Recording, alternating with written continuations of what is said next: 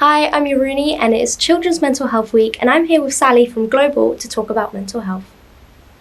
Hi, I'm Sally Pomfrey and I am the chair of the Mental Health Allies at Global in Leicester Square. What steps are Global taking for helping people with mental health and people who are struggling? So back in 2019, just before the pandemic, we trained up around 50 people as mental health first aiders. So people had to volunteer who were interested in mental health and helping their colleagues.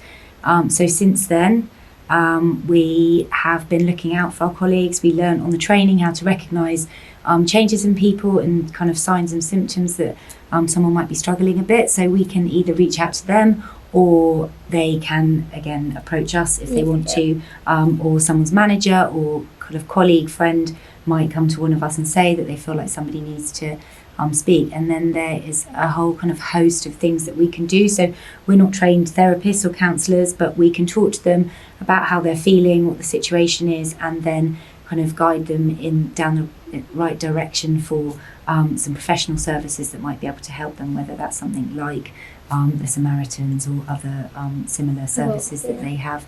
And we also have access to Headspace, which is an app it's a mental health app. It's got lots of different services on there that you can use. We have a global helpline, so it's 24 hours a day. People can call. It's a professional service. It's another company that works for us, and they can get counselling and any help that they might need like that. Which is nice.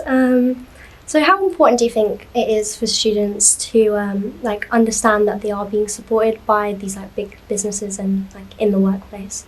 I think it's really, really important, especially for your generation, because back in my time when I was your age, people didn't even talk about mental health. And I think for students now, it's such a big step, as it was for everybody, leaving school, colleges, universities and going into the workplace, because it's such a different environment. And I think, you feel like there's going to be a lot of different pressures, which there will be, but I think sometimes not to the extent necessarily that you might think there is. So it's really good for you to know that you're supported in the same way that you are in the community when you're at school or at university.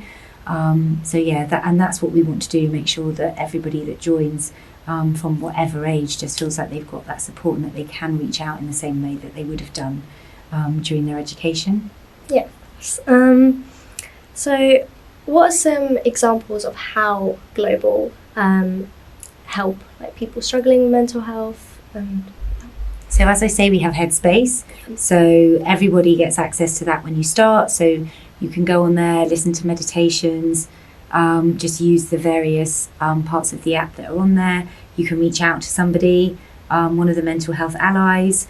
We all wear badges like this so people in the workplace know who we are. So you don't have to necessarily go to somebody that you know, because you might be more comfortable talking to somebody that you don't know.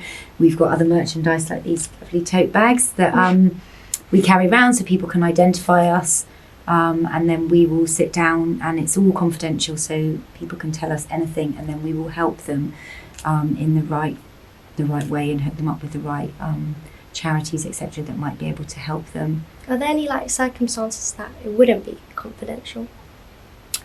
I think if we were really concerned about somebody's well-being and that they, might potentially be about to do something, then we would reach out. But it would be more to go to a line manager and say that, we're concerned about this person. Wouldn't necessarily give any of the details of what they may have told us.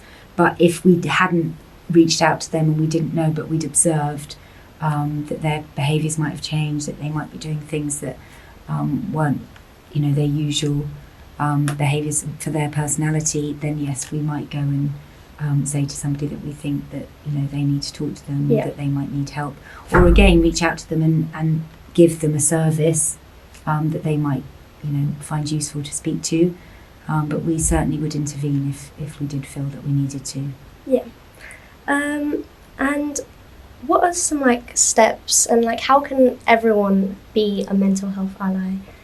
Not just in the workplace, just outside of it, just in general. Always be there for someone. If somebody calls you, I know it's not always easy when people call you and you haven't got lots of time to say, yes, I've got time to talk. But if somebody's reaching out, always check in with your friends, particularly, well, not just the quiet ones, but, the people that do make the most noise. Sometimes they can be struggling, even though it appears that they're really confident and outgoing and nothing's going wrong in their world. Be supportive of mental health, understand that, you know, it comes in all different forms, and whether that's having a diagnosed condition or just people who suffer with stress and anxiety because of certain situations, whether that's going on the tube or, you know, being in a brainstorm where they find that they can't speak out. So I think it's just having that understanding, and just always being there for people when you can be, or if you can't, you know, tell them to go and speak to somebody else, and just get people talking, because that is the whole thing. We have this "How are you today?" And it's not just "How are you today?" It's like "How are you today?" You know, say it a couple of times, get them to really say how they're feeling. So when managers have catch-ups with their team, we always make sure that, you know, we want to know what's going on in their world if they want to share it, but not just, you know, how are you at work today? It's like, how are you doing? Like in kind general, of thing. yeah.